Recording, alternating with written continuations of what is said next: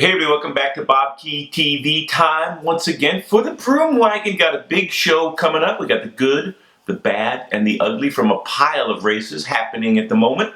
Of course, the Musette Musings. We're going to get into some very interesting ongoing news items. Got the neutral zone news, and of course, the ever entertaining tweet of the week. All of that up next on the Broom Wagon.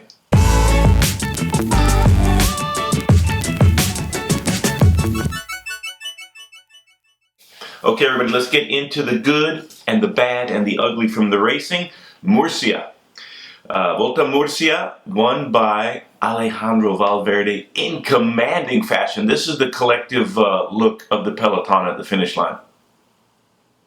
70-kilometer solo win. That's the good, bordering on absolute greatness. Valverde, this is his home roads.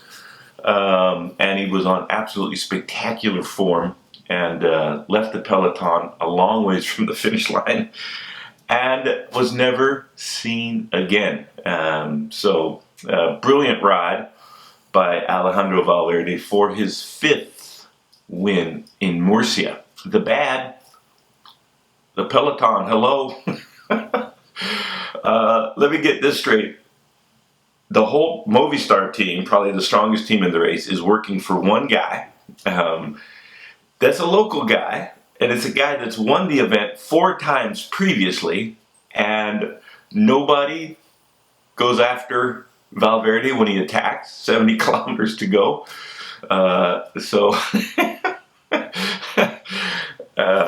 It's just a little bit inexplicable. Anyways, great local knowledge of the roads by Valverde. Also, getting way on the descent, like the next race we're going to cover, the Trofeo Laiguelia. And it'd be interesting to see if solo riders start attacking the descents for the win. I don't recommend that. The carnage that will ensue if that happens would be not so good. But anyways, that's the good and the bad from Murcia. Trofeo Laiguelia over in Italy. Fabio Fellini from the Trek Segafredo squad, but racing for the Italian national team in Trofeo Laiguelia.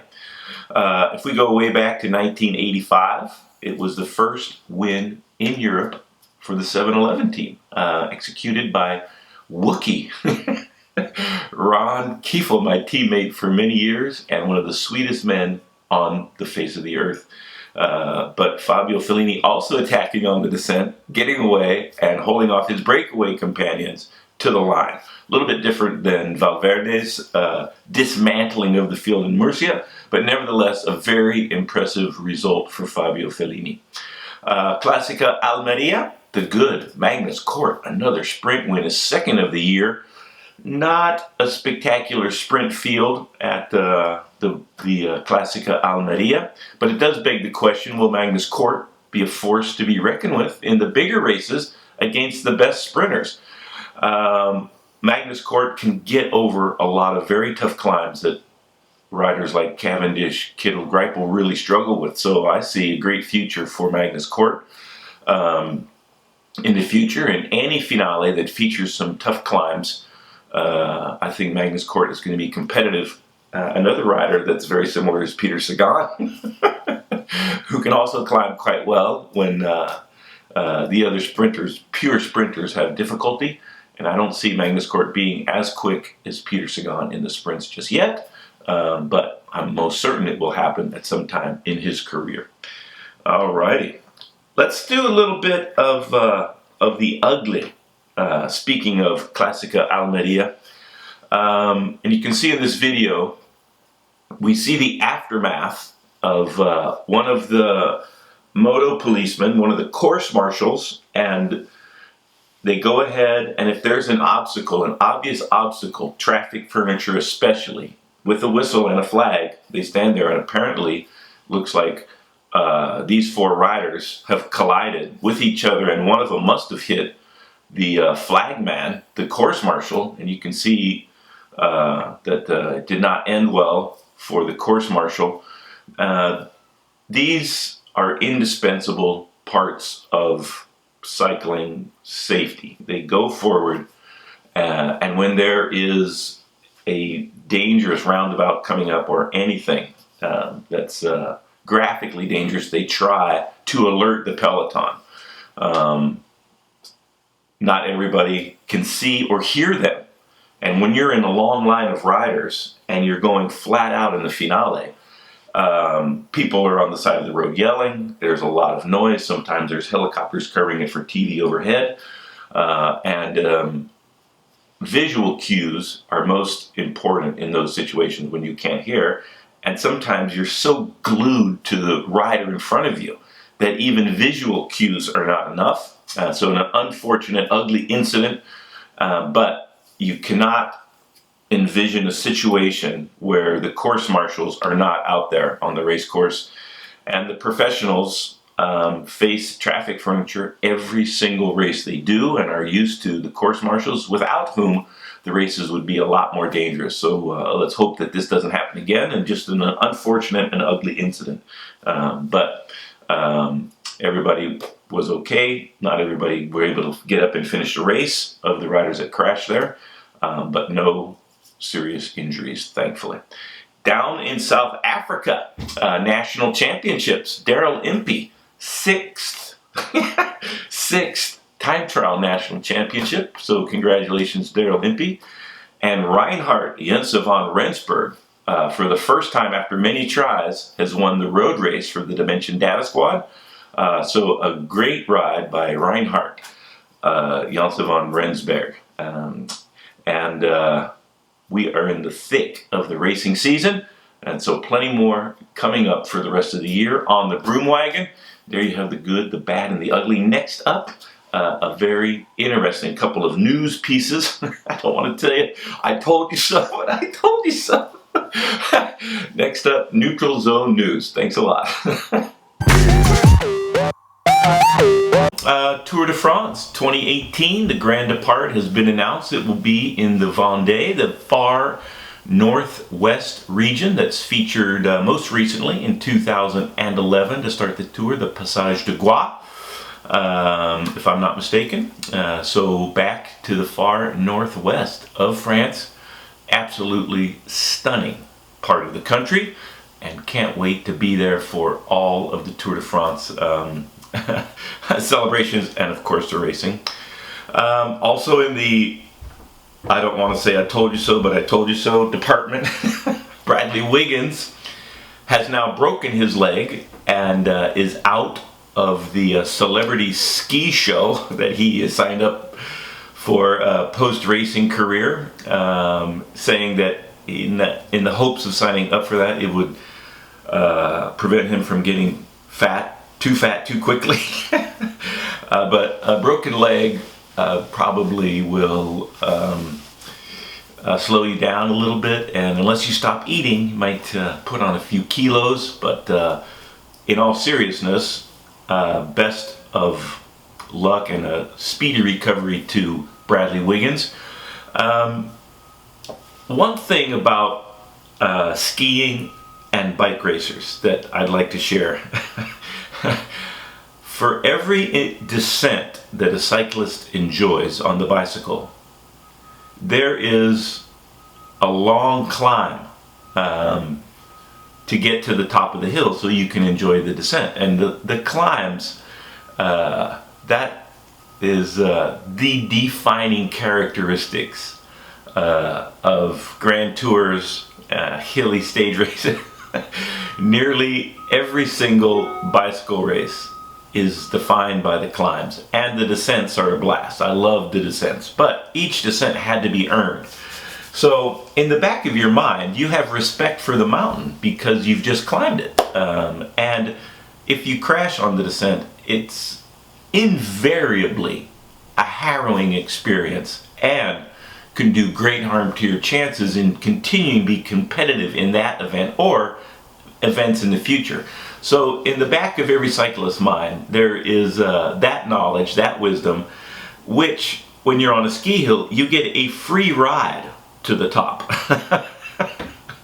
You get a free ride to the top. So you arrive at the top in a frame of mind that you might not be used to as a cyclist. And alpine skiing has been the downfall, myself included, of many cyclists. And so if you're a cyclist, which I'm presuming many of my viewers are, maybe all of them, maybe most of them, most certainly, be very, very afraid when you go skiing. Skiing, gravity affects everybody in the same way, but the technique in managing the gravitational forces is what separates good skiers from everybody else. And until you have those as a cyclist, always remember, it's not a free ride. And the gravity will mess you up. All right. But like I said, best of luck to a speedy recovery for Brad Wiggins. Some sad news also coming to us. A couple of cyclists have died recently. Roger Valkowiak won the Tour de France in the 50s, into his 80s, was the oldest surviving winner of the Tour de France, after Ferdi Kubler from Switzerland passed away just a few months ago. Kubler in his 90s, I believe, and had won the Tour de France in the early 50s, maybe 51, 50, 52. But condolences and sympathies to Valkowiak, Roger's family. Also, very sad news, Serge Baguet, just 47 years old, Belgian cyclist, has passed away also, stage winner in the Tour de France, and way too young, cancer victim, and most heartfelt sympathies and condolences to Serge Baguet's family. Okay, everybody, up next, the Musette Musings. Okay, everybody, in the Musette Musings this week, the UCI has made a 38-page proposal, or should I say new rules for the caravan that follows professional cycling, and obviously goes ahead at times, and pretty comprehensive. Big step forward. So I gotta hand it to the UCI on this one. They've set out some very straightforward guidelines, and they should improve rider safety dramatically. So the caravan that surrounds the professional peloton has specific rules of engagement and regulations that will hopefully keep the peloton safer, and the UCI is to be commended for this. Could have done this a long time ago, but at least they've gotten something on the books. A lot of voices, shall we say, including ex-professionals and current riders, saying it doesn't go far enough in guaranteeing, or at least improving the safety of the riders, especially in the closing miles of a bike race, and how those courses should be laid out, and how to avoid really catastrophic injuries that we've seen recently and on a regular basis in professional cycling. Hopefully the UCI will tackle that, and in the last 5-10 miles, when things are, I mean, it's hard to describe until you've been in it how frenetic, how insane the closing miles of a bicycle race are. Riders, understandably, are taking unimaginable chances to win professional bike races or any other bike race, which is what the sport of cycling is all about. And so we've seen a number of incidences in recent past that have been incredibly dangerous and are, in my opinion, absolutely unexcusable. Tour of Spain comes to mind recently. Stephen Kruijswijk, early in the Tour of Spain, metal bollard in the middle of the road, 2.5 kilometers from the finish line, and quite miraculously, it didn't cause worse mayhem. But earlier in last season, in the Tour of the Basque Country, Peter Stetina had a really devastating crash. Also, metal bollard, middle of the road, I think it was 500 meters to go inside the last kilometer. And the GC riders are trying to protect their position, which brings me to another point. We could take the time for the GC at 3Ks to go. I don't think that that would change the overall outcome and the complexities of those battles, but it would make for a much safer sprint finish, especially in the sprint finishes. That's a whole nother kettle of fish. We'll see how long it takes the UCI to get into that, or if that does ever happen. But the last few miles of a bike race, let's say it's 10Ks, let's say it's 5Ks, but there definitely has to be much stricter regulations for those. Tour de France, understandably the biggest bike race in the world, do the utmost they can do to provide a safe environment for the riders in the closing miles, but that's unfortunately the exception. And all the other races that the UCI sanctions should provide protection for the peloton, regardless, professional, amateur, junior, the gamut. So UCI still a lot of work to do. Also in the news, disc brakes are back. UCI reintroducing disc brakes. Now apparently, well, they've been used by Marcel Kittel to win a lot of races and Tom Bonin, but apparently the sharp edges have been rounded off of the disc.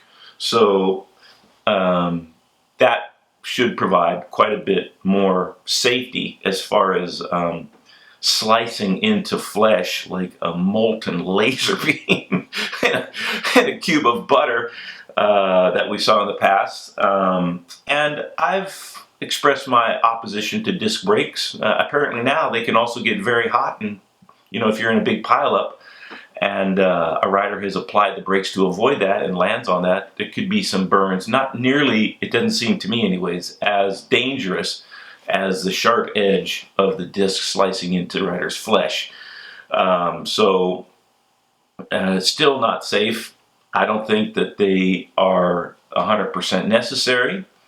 Let's say they do provide a modicum of improved braking, but just the slowing down of athletes is one component in the entire umbrella of safety for the riders.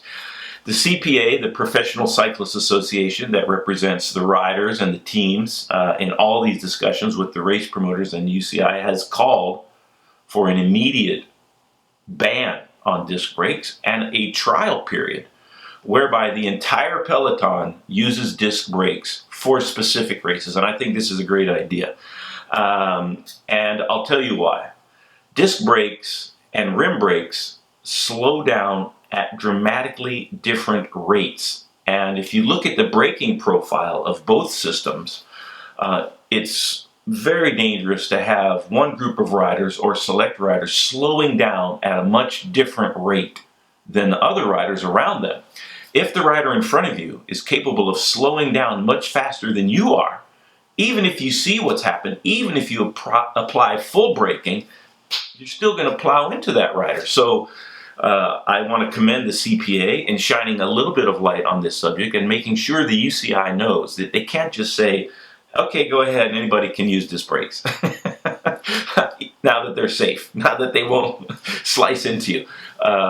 So I think the UCI should rethink this and take into consideration a possibility of some specific races where it's announced with enough time for every team in those races to provide their riders with bikes equipped with disc brakes. That should not be very hard. So sometime in the next few months or weeks, however long it takes, and identify a race or 5 races or 10 races and have a trial period. So the UCI has once again failed to consider the safety of the riders when they've made a new regulation, which is very sad. And which, by the way, which I've been repeating again and again, week in, week out, Brian Cookson promised to deliver a safer, more authentic sport to us. So far, that has not happened. He's taken a step forward with the safety regulations for the flotilla of cars and vehicles following in and around the peloton, but with disc brakes, a step backwards. So I guess where we started at the year. And like I said, this is about the safety of the people involved that race bikes across the board. It's not about what system works better. And I'm sure there's plenty of argument. And it's interesting, this is one of the hottest topics, disc brake use in the professional peloton, of all of the videos that I've done so far. Closing in on 250 videos, by the way, and I want to thank everybody that's subscribing and everybody that's been following, all the thumbs up and all the comments.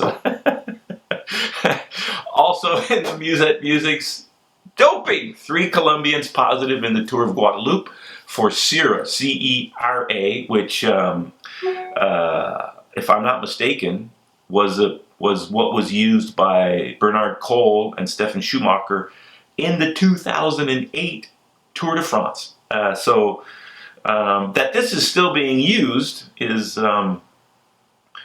really discouraging. And if anybody hasn't gotten the message, if you use Cera, C-E-R-A, you win bike races or go to professional bike races or any other bike races, you will probably get caught. And then you're looking at a ban for yourself, but you can also jeopardize your team, your teammates, their chances to race also. So everybody, let's lay off the Cera, all right? Just leave the Cera for people that need it, not professional cyclists. And it's been a long time since we had a positive for that in the World Tour teams. And so I hope that it's been eradicated at the highest level where athletes are tested on a regular basis.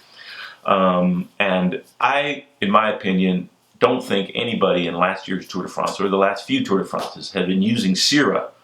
It's just too easy to detect. And like I said, you jeopardize not just your own career, but also your teammates and the reputation of the sport. All right, everybody, next up, tweet of the week. Tweet of the week brought to us this week by Taylor Finney. Taylor saying, "I am addicted to eating cereal at night." That is a very powerful addiction. It generally means in my life that I've done a lot of miles on the bicycle, and even after dinner, I'm still hungry. And I'm going to have to concur, nothing is as profoundly gratifying as a big bowl of cereal before going to bed. And hopefully it means that Taylor's appetite is where it should be, and that he is absolutely flying this year. He's changed teams in the off-season from BMC to the Cannondale squad. And best of luck to Taylor Finney and all of you nighttime cereal eaters. More power to you. Burn them carbs. Hopefully everybody has the appropriate appetite for the calories they consume, myself included. All right, everybody, thanks a lot for watching the Broom Wagon. I can't thank you enough for the subscriptions. I think we're around 10,000 at this point. So I really, really want to express my appreciation. All the comments, keep them coming. Read them all. Let's try to keep it clean. And there's plenty of places where you can express your acrimony and vitriol. And hopefully our comment section is not one of those. So just the facts, just what you're feeling. Thank you very much for that. Also, you can follow me on Facebook and Twitter. And thumbs up, greatly appreciated. To subscribe, click on my face. To order some merchandise, click on the t-shirt. All right, everybody, thanks a lot. Until next time, I'll see you later.